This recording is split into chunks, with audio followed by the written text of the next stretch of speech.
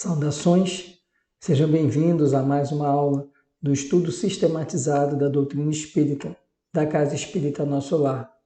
Hoje vamos estudar o módulo 1, Vida no Mundo Espiritual, roteiro 10, Escolha das Provas. Vamos começar compreendendo em que consiste a escolha das provas. A questão 258 do Livro dos Espíritos nos dá a seguinte pergunta formulada por Kardec.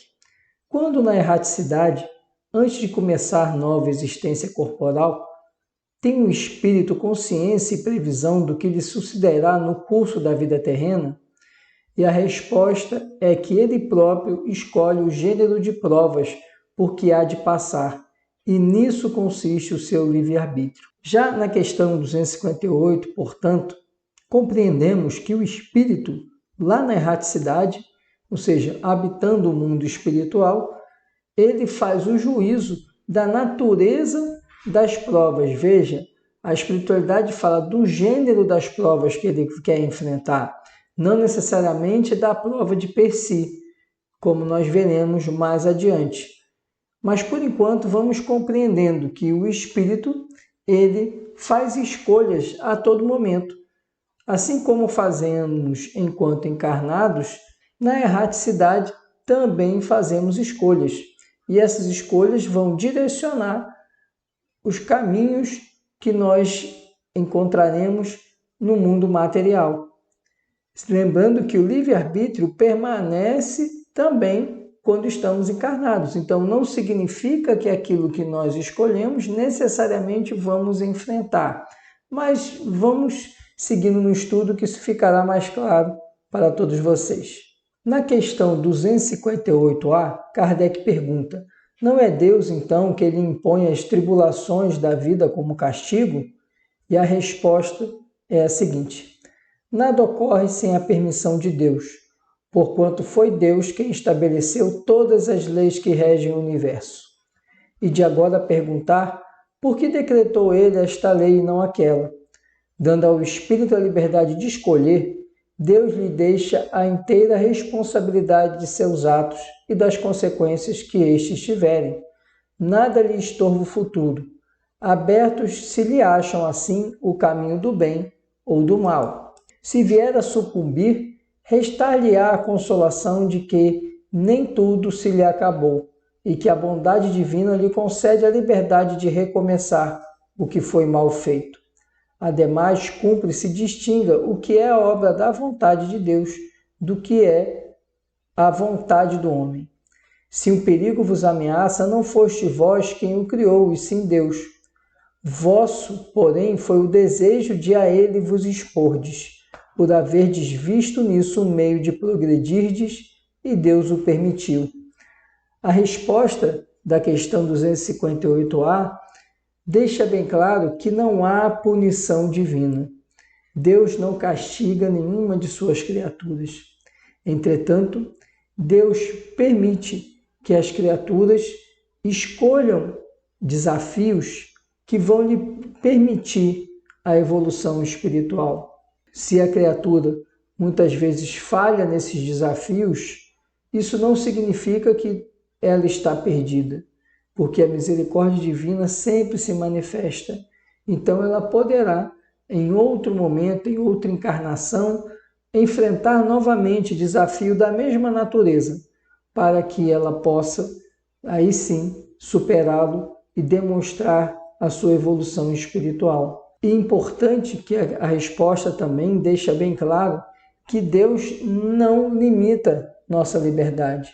Ele não retira o nosso livre-arbítrio em razão de nossas faltas, em razão de nossos equívocos. O nosso livre-arbítrio ele sempre se fará presente.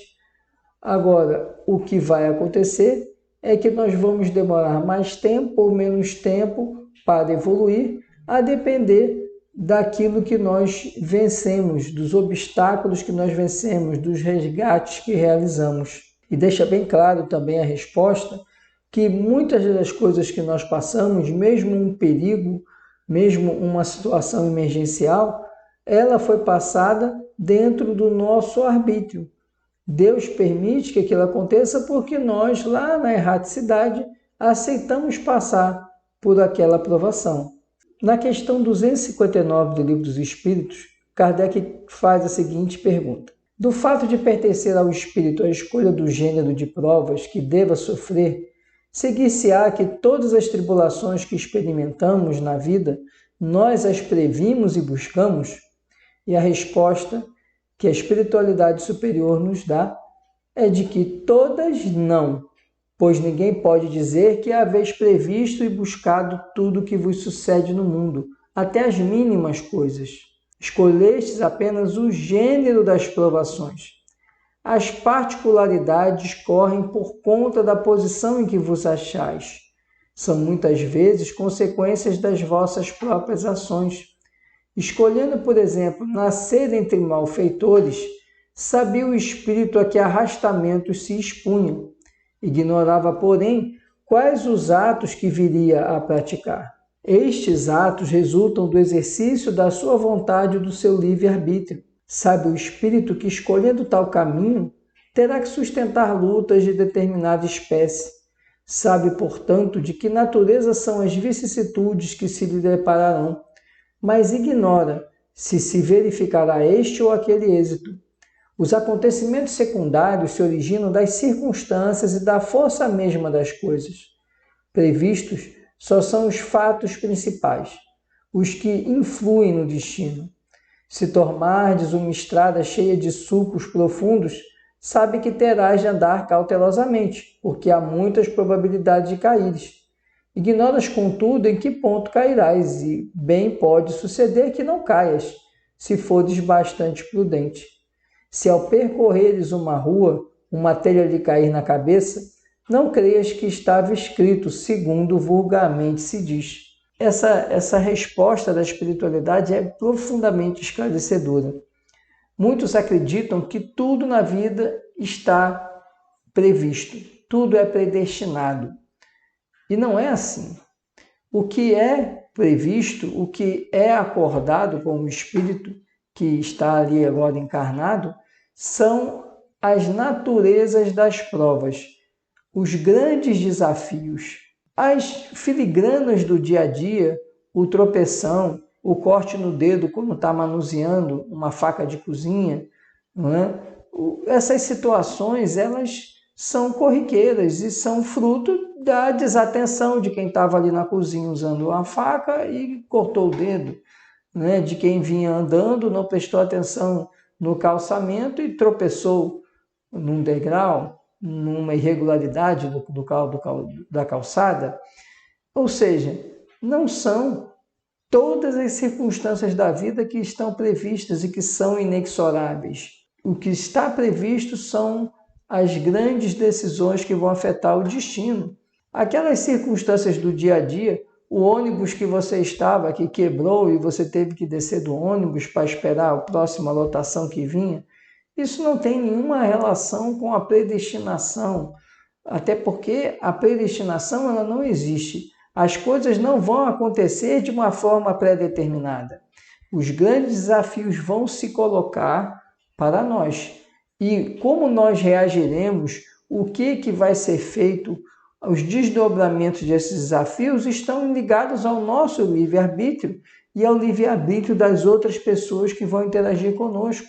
Então, como até a espiritualidade coloca o exemplo, o espírito decide nascer no seio de espíritos mais endurecidos, sabendo que ali ele vai atravessar uma grande prova, porque aqueles espíritos vão ter, dada a inferioridade deles, vão ter um pendor maior para incorrer em equívocos, e ainda assim ele reencarna ali. Caberá a ele, na jornada, a grande prova é o quê? Conviver com aqueles espíritos mais endurecidos e, com isso, não só garantir a sua evolução, como auxiliar a evolução daquele grupo que vai passar a ser o grupo familiar dele. Agora, não necessariamente ele vai poder ser bem-sucedido nessa escolha, nessa jornada, nesse desafio. E também as circunstâncias que vão acontecer vão ser fruto da lei de liberdade aplicada a todos esses espíritos ali envolvidos no núcleo familiar. As escolhas que cada um vai tomar vai afetar o coletivo. Essas escolhas poderão fazer com que a prova seja mais facilmente vencida ou seja mais duramente superada. Portanto, precisamos entender que as escolhas não são minuciosas, não são situações rotineiras do dia a dia, são grandes desafios que o espírito ele escolhe enfrentar. Como esses desafios se apresentarão, isso vai depender exatamente do livre-arbítrio do encarnado e dos demais envolvidos naquela circunstância. Vamos entender agora os critérios utilizados na escolha das provas. Na questão 264, Kardec pergunta: que é o que dirige o espírito na escolha das provas que queira sofrer?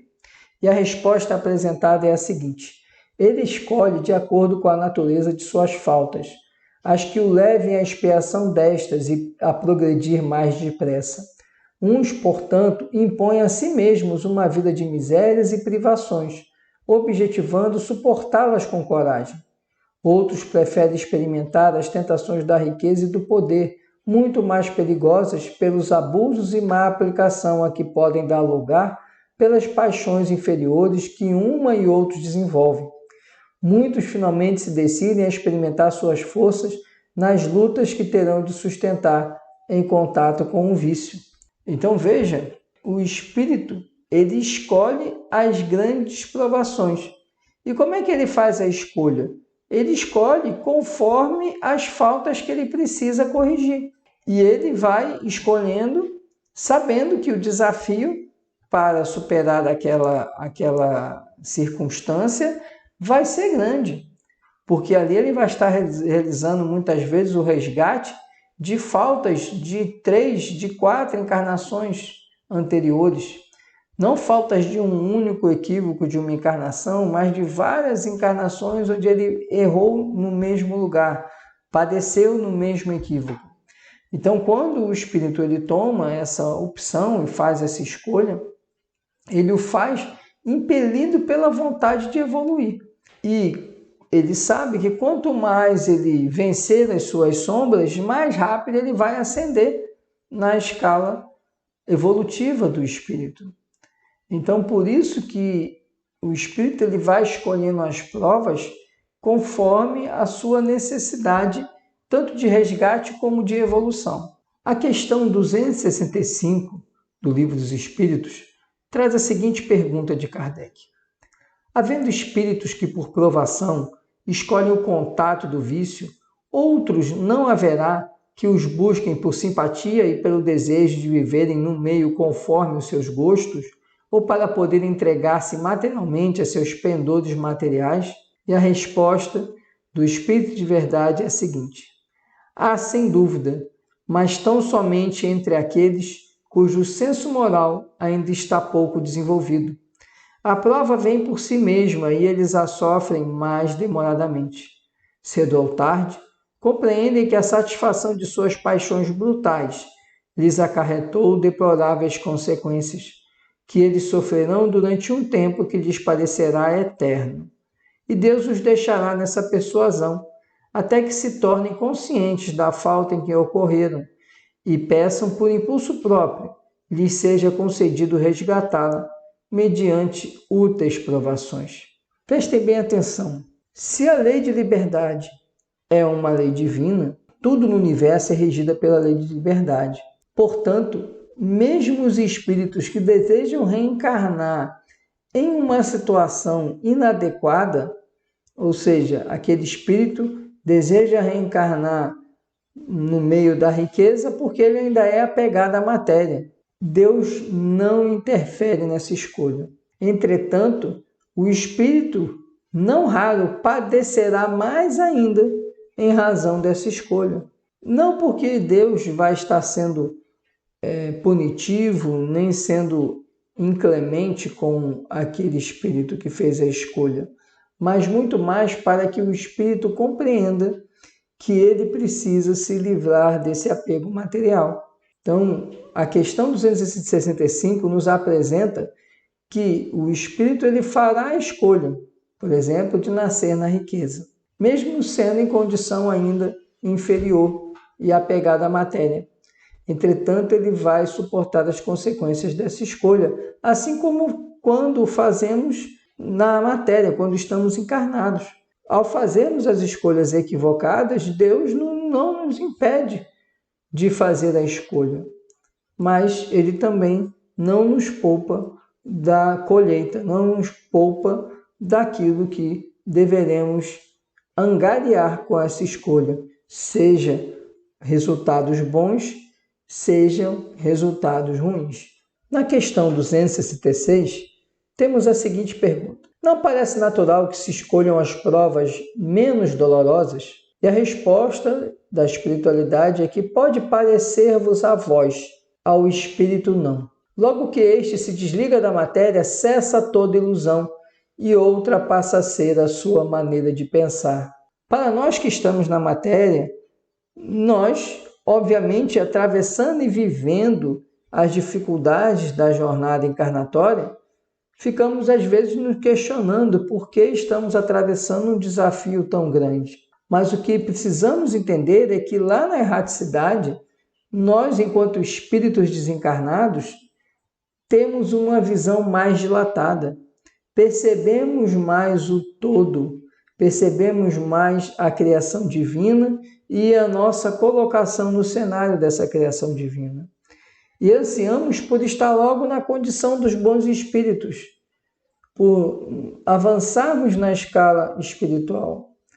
E por isso que para o espírito não é algo penoso saber que naquela encarnação ele vai ter, por exemplo, que suportar numa doença grave. Porque para ele sabe que aquilo ali será uma mola impulsionadora para que o espírito ascenda mais rápido.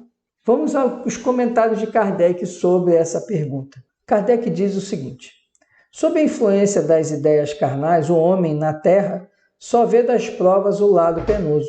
Tal a razão de lhe parecer natural, sejam escolhidas as que, do seu ponto de vista, podem coexistir com os gozos materiais. Na vida espiritual, porém, compara esses gozos fugazes e grosseiros com a inalterável felicidade que lhe é dado entrever, e desde logo nenhuma impressão mais lhe causam os passageiros sofrimentos terrenos. Assim, pois, o espírito pode escolher prova muito rude e, consequentemente, uma angustiada existência, na esperança de alcançar depressa um estado melhor. Como o doente escolhe muitas vezes o remédio mais desagradável para se curar de pronto. Aquele que intenta ligar seu nome à descoberta de um país desconhecido não procura trilhar a estrada florida. Conhece os perigos a que se arrisca, mas também sabe que o espera a glória se lograr bom ânimo. A doutrina da liberdade que temos de escolher as nossas existências e as provas que devamos sofrer deixa de parecer singular, desde que se atenda a que os espíritos, uma vez desprendidos da matéria, apreciam as coisas de modo diverso da nossa maneira de apreciá-las. Divisam a meta, que bem diferente é para eles dos gozos fugitivos do mundo. Após cada existência, vem o passo que deram e compreendem o que ainda lhes falta em pureza para atingirem aquela meta. Daí, o se submeterem voluntariamente a todas as vicissitudes da vida corpórea, solicitando as que possam fazer que a alcancem mais presto. Não há, pois, motivo de espanto no fato de o espírito não preferir a existência mais suave. Não lhe é possível, no estado de imperfeição em que se encontra, gozar de uma vida isenta de amarguras. Ele o percebe e, precisamente para chegar a fruí-la, é que trata de se melhorar. Não temos, aliás, todos os dias, exemplos de escolhas tais? Que faz o homem que passa uma parte de sua vida a trabalhar sem trégua nem descanso para reunir haveres que lhe assegure o bem-estar, se não desempenhar uma tarefa que a si mesmo se impôs, tendo em vista melhor futuro. O militar que se oferece para uma perigosa missão, o navegante que afronta não menores perigos, por amor da ciência ou pelo seu próprio interesse, que fazem também eles, se não sujeitar-se a provas voluntárias de que lhes advirão honras e proveito, se não sucumbirem. a que se não submete ou expõe o homem pelo seu interesse ou pela sua glória. E os concursos não são também todos provas voluntárias a que os concorrentes se sujeitam, com o fito de avançarem na carreira que escolheram? Ninguém galga qualquer posição nas ciências, nas artes, na indústria, senão passando pela série das posições inferiores, que são outras tantas provas. A vida humana é, pois, cópia da vida espiritual. Nela se nos deparam em ponto pequeno todas as peripécias da outra. Ora, se na vida terrena muitas vezes escolhemos duras provas, visando posição mais elevada, por que não haveria o espírito, que enxerga mais longe que o corpo, e para quem a vida corporal é apenas incidente de curta duração, de escolher uma existência árdua e laboriosa desde que a conduza à felicidade interna? Os que dizem que pedirão para ser príncipes ou milionários, uma vez que ao homem é que caiba escolher a sua existência, se assemelham aos míopes, que apenas veem aquilo em que tocam.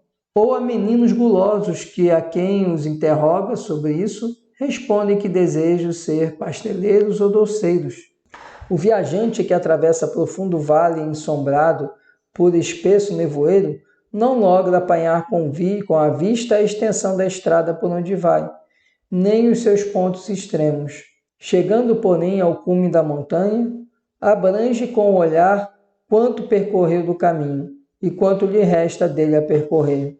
Divisa-lhe o termo, vê os obstáculos que ainda terá de transpor e combina então os meios mais seguros de atingi-lo. O espírito encarnado é qual viajante no sopé da montanha. Deselenhado dos liames terrenais, sua visão tudo domina, como daquele que subiu a crista da serrania. Para o viajor, no termo de sua jornada, está o repouso, após a fadiga. Para o espírito, será a felicidade suprema após as tribulações e as provas.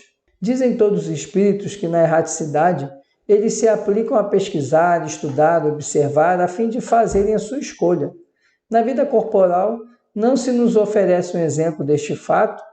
Não levamos frequentemente anos a procurar a carreira pela qual, afinal, nos decidimos, certos de ser a mais apropriada a nos facilitar o caminho da vida? Se o nosso intento se malogra, recorremos a outra. Cada uma das que abraçamos representa uma fase, um período da vida. Não nos ocupamos cada dia em cogitar do que faremos no dia seguinte? Ora, que são para o espírito as diversas existências corporais, senão fases, períodos, dias da sua vida espírita, que é, como sabemos, a vida normal, visto que a outra é transitória, passageira. Esse texto de Kardec é extenso, mas ele nos dá a precisa visão do que vem a ser a posição do espírito que na erraticidade escolhe os desafios e provas que ele vai enfrentar quando encarnado. Somos muitas vezes levados a acreditar que devemos escolher provas mais simples, provas mais suaves, para poder facilmente superar. Mas quando escolhemos uma prova simples, significa que nós vamos ficar estacionados, porque estamos escolhendo algo que não precisamos nos esforçar para vencer. E o que nos garante a evolução é o esforço próprio, o esforço individual na reforma íntima. Por isso que Kardec aqui explica que é um equívoco do espírito encarnado agir dessa forma e pensar dessa maneira. Entretanto, o espírito, quando está na erraticidade, ele faz escolhas de desafios mais adequados à sua necessidade evolutiva, ainda que ele tenha o risco de falhar. Porque esse espírito, a visão do espírito desencarnado é mais dilatada, é mais ampla. Ele não está olhando o agora dessa encarnação, ele está olhando o progresso moral do espírito. Então, por isso que ele acaba se favorecendo de situações que são mais complexas e mais árduas e mais difíceis, justamente porque ele quer avançar. Eu faço a analogia dessa questão da escolha das provas e da prova ser cada vez mais difícil para o espírito, para ele poder evoluir, as competições de salto com vara ou salto em altura. Quem já teve a oportunidade de assistir já viu que o atleta ele fica pedindo para elevar o sarrafo, ou seja, elevar aquela haste que ele tem que ultrapassar para poder prosseguir na competição. E muitas vezes o atleta ele vai além do que ele estava conseguindo saltar no seu treino.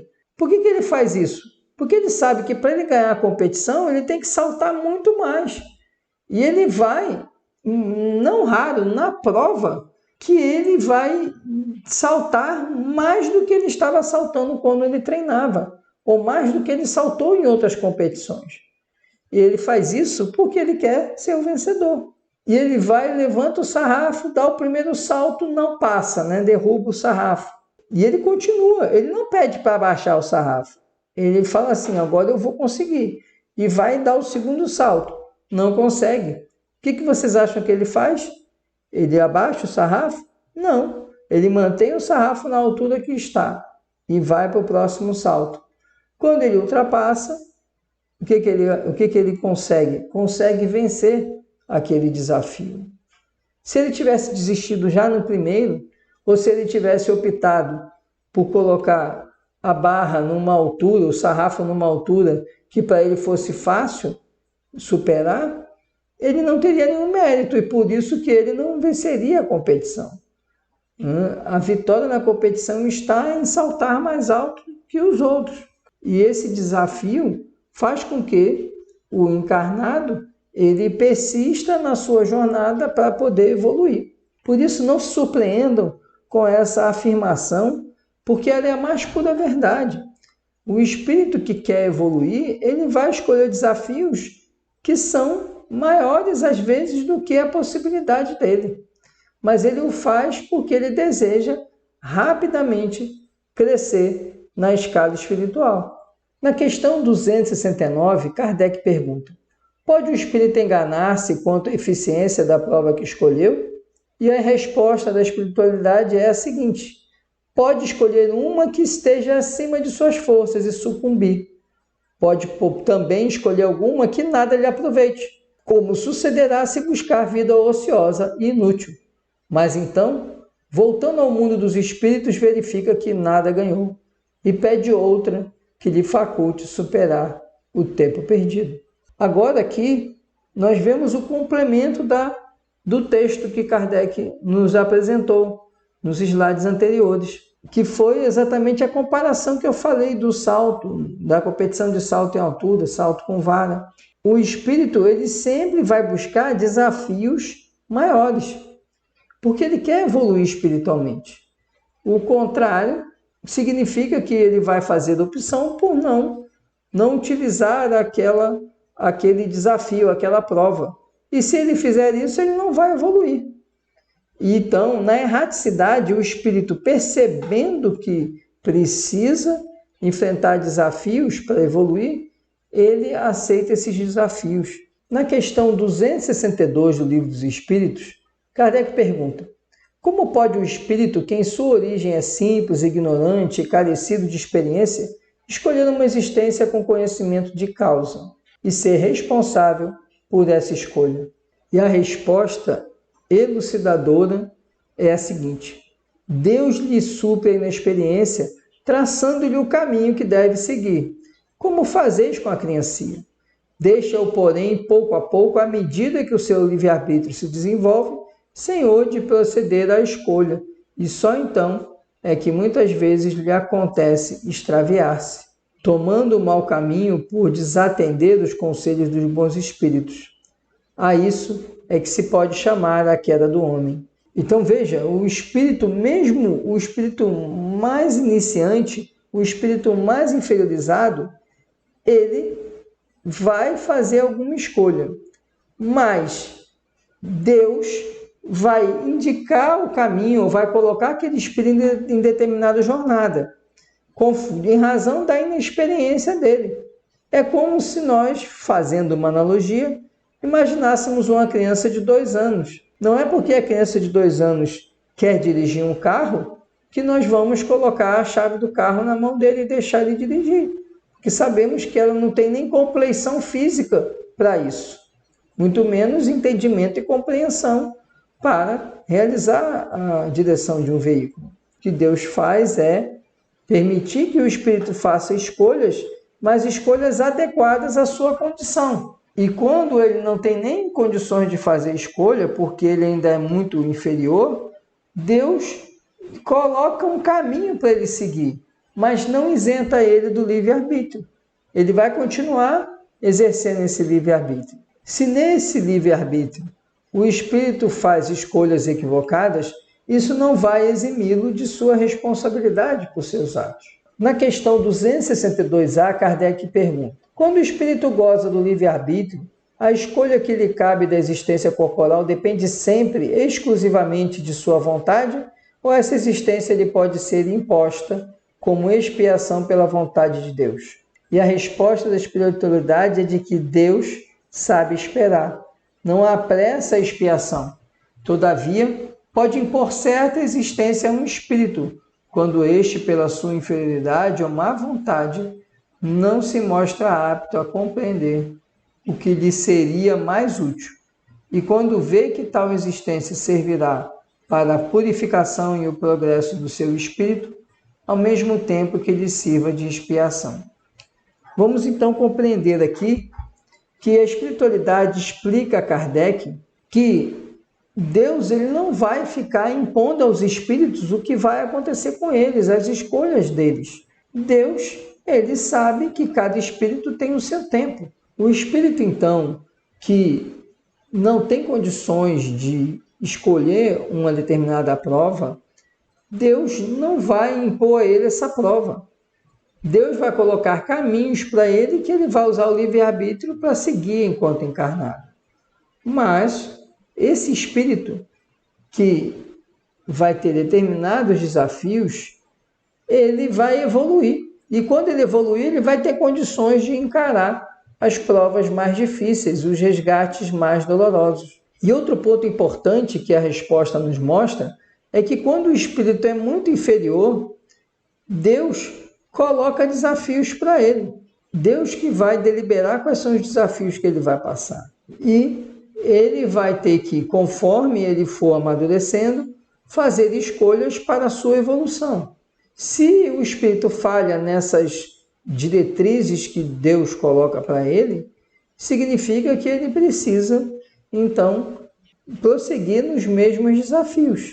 Em nova encarnação, ele vai enfrentar aquele mesmo desafio para poder evoluir. Na obra Depois da Morte, Leon Denis faz as seguintes considerações. Assim, pode-se dizer que as leis inflexíveis da natureza, ou antes, os efeitos resultantes do passado, decidem a sua reencarnação. O espírito inferior, ignorante dessas leis, pouco cuidadoso de seu futuro, sofre maquinalmente a sua sorte. O espírito adiantado inspira-se nos exemplos que o cercam na vida fluídica, recolhe os avisos de seus guias espirituais, pesa as condições boas ou más de sua reaparição neste mundo, prevê os obstáculos, as dificuldades da jornada, traça o seu programa e toma fortes resoluções com o propósito de executá-las. Só volta à carne quando está seguro do apoio dos invisíveis, que o devem auxiliar em sua nova tarefa. Veja aqui que Leon Denis, ele nos explica que os desafios que nós escolhemos, nós vamos fazê-lo com o propósito de evoluir. O espírito mais inferiorizado, ele acaba fazendo escolhas também equivocadas, mesmo na erraticidade. E ele vai passar por essas escolhas para poder justamente auxiliar a sua evolução. Já os mais adiantados procuram aceitar e encarar grandes desafios para acelerar o seu processo de evolução espiritual. Esse era o conteúdo que tínhamos para a nossa aula. Desejo que todos tenham muita saúde e muita paz. Um forte abraço a todos.